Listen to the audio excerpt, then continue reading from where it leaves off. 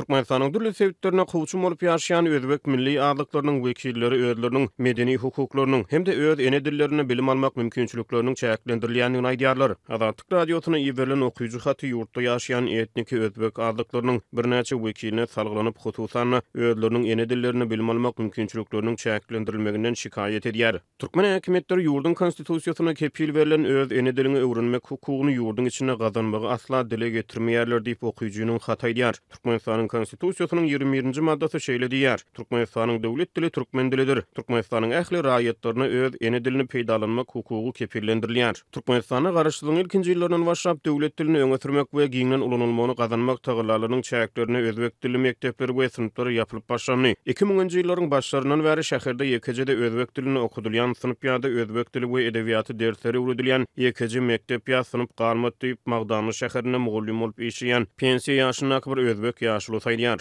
Lewaply mugullim Türkmenistana 1995-nji ýylda geçirilen ilat ýazywynyň netijelerine görä Magdany şäheriniň ilatynyň 84,5 götürüminiň etnik özbeklerden ibaret bolanyny aýdýar. Türkmenistan 2022-nji ýylyň dekabr aýyna geçirilen uwuşdan tutma ilat ýazywynyň netijeleri ýurtdaky milli adlyklaryň sanyny aýan etmeýär. Etnik özbek adlyklarynyň wekillerine görä türkmen häkimetleri ýurtda özbek mekdepleriniň açylmadygyny mugullim we kitap ýetmezçiligi bilen düşündirýärler. Ýöne Daşowut welaýatynyň bolan bir etnik özbek mugulliminiň sözlerine görä ençeme Türkmenistanyň etnik özbekler goňşy Özbekistanyň ýokary hujaýlaryna mugullimçilik hünär gurup boýunça okuw tamamlap ýurda dolanýarlar. Üstesine Daşowut welaýatynyň özüne de odalyk özbek mekdeplerini işleýän ýüllerçe mugullim bar diýip Azatlyk radiosyna gelip gowşan okuyjy hatyny aýdylýar. Daşowut welaýatyny özbek adlyklarynyň howçum bolup ýaşaýan Etrawy Saparmurat Ataýewич Niýazow adına Etrap 2020-nji ýylyň jemleri boýunça Türkmenistanyň iň gowy Etrap oglan edildi we $1 million meçberine pul baýragy bilen sylaglany. 2021-nji ýylyň fevralyna şol wagtky prezident Gurbanguly Berdimuhammedow ýokary derejeli özbek resmiýetleri bilen Aşgabatda geçiren duşugyny bu Etrapda etnik özbekleriň howçum bolup ýaşaýanyny aýtdy. Pragada ýaşaýan türkmen ýazgysy we Sinç Hudaýberdi hal 17-nji oktýabrda Azatlyk radiosu bilen söhbetleşikdi. Etnik adlyklaryň hukuklaryna sarpa goýulmagynyň olarda watana bolan buýsanç duýgusyny döredýändigini aýtdy.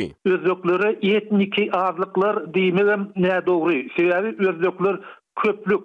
Olara öz ene dilini okumana, sowat almana, olara mektep açmaga ruhsat berilen ok. Bir elbetde şol milletiň umuman beýleki adlykdaky milletleriň hukugynyň kemsidilmegini aňladýar.